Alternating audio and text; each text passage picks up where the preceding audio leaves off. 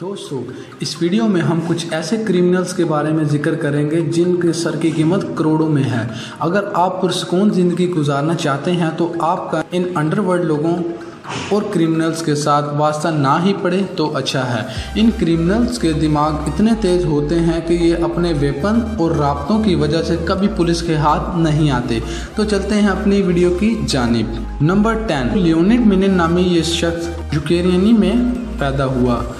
ये एक इंतहाई ख़तरनाक मुजरिम था जो कि इंटरनेशनल लेवल पर आर्म्स वेपन स्मगल करता था।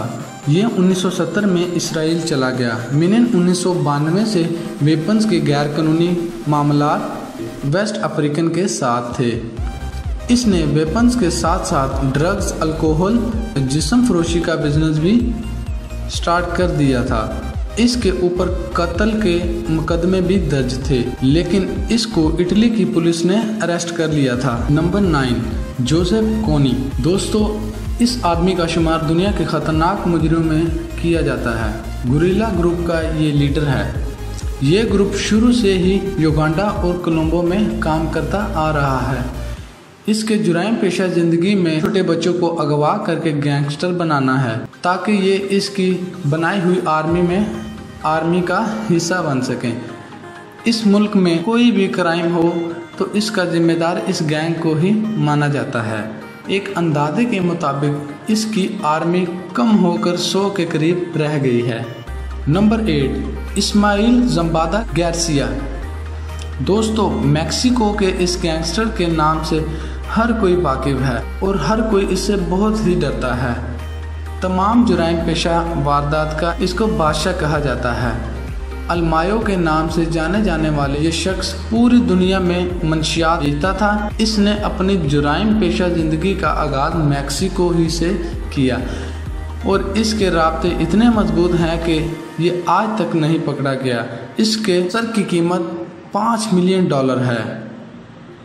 नंबर 7, खोनसा एक चाइनीज़ था और ये बर्मा के अंदर पैदा हुआ था। इसका नाम बर्मा के अंदर बहुत ही खौफ पैदा करता था। खोनसा इतना ख़तरनाक था कि इसने अपनी ही आर्मी बना रखी थी। इसका मेन बिजनेस अफीम था। एक दफ़ा बर्मा की हुकूमत ने इसको अरेस्ट करने का हुक्म दिया, मगर इसका नेटवर्क इतना स्ट्रॉन्ग था कि इसके कुछ आदमी खुफिया एजेंसी में भी थे जो इसको पकड़ने में पूरी तरह नाकाम हो गए। इसकी दौलत तकरीबन $5 बिलियन थी। Number 6, Susumu Ishii. दोस्तों, सुसुमो बहुत ही शातिर और चालाक मुजरिम था। इसके अंडरवर्ल्ड और बहुत से लोगों के साथ राब्ते थे। ये शख्स जापान के एयरफोर्स में था। इसने इस जॉब को छोड़कर एक ख़तरनाक गैंग ज्वाइन कर लिया। इसका बिजनेस में real estate, scam, loan, international investment था, जिससे इसने बहुत सारी दौलत कमाई। ये कत्ल व गारत से बहुत दूर रहता था। इसका काम सिर्फ इल्लीगल बिजनेस करना था। इसका कारोबार पूरी दुनिया में फैला हुआ था। इसकी दौलत तकरीबन $13 बिलियन थी। नंबर 5, ऊचा ब्रदर। दोस्तों, ऊचा ब्रदर 3 भाई थे। ये भाई बहुत ही शरीफ ख़ानदान से ताल्लुक़ रखते थे। फिर ये ड्रग्स में पड़ गए और इनकी जुर्म भरी ज़िंदगी का आगाज़ हुआ। इन ब्रदर ने कोलंबिया में बहुत दहशत बना ली थी, मगर जब यहाँ की सरकार ने ड्रग माफिया के खिलाफ एक्शन लिया तो ये भाई पनामा चले गए। लेकिन जुर्म के रास्ते का अंजाम भी बुरा होता है और इनमें एक ही जिंदा है। Number 4, Carlos Enrique. दुनिया में हर क्रिमिनल या गैंगस्टर मंशियात के कारोबार से मुंसलिक ज़रूर होता है। इसी तरह कार्लोस एनरिक भी यही काम करता था। इसके ड्रग्स की ट्रांसपोर्ट के अपने प्राइवेट आइसलैंड थे, जहां चारों तरफ से इसके आदमी पहरा देते थे और एक अपना एयरपोर्ट था जिसमें काफ़ी प्लेन थे। ये मुख्तलिफ तरीक़ों से अमेरिका में ड्रग स्मगल करता था, लेकिन ये अमेरिकन एजेंसी के हाथों पकड़ा गया और इसको उम्र कैद सुनाई गई। ये आज भी अमेरिका की जेल में ज़िंदगी गुजार रहा है।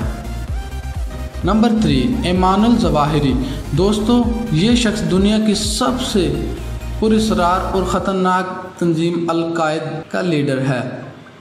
ये शख्स मिस्र का रहने वाला था। 2008 में पाकिस्तानी हुकूमत ने ये दावा किया कि इन्होंने इसको पकड़ लिया है, मगर 2012 में ज़वाहिरी ने दुनिया को हिला दिया जब इसने ये पैगाम जारी किया कि ये मगरिब से आने वाले हर सहाफ़ी और बंदे को अगवा कर लेगा।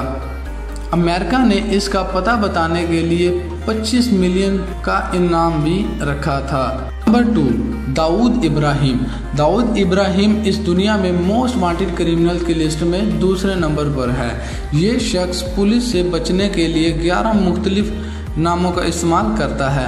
इसकी जुराइम पेशा ज़िंदगी का आगाज़ मुंबई से ही हुआ और किसी भी तरह का काम करवाने के लिए इसका नाम ही काफ़ी था।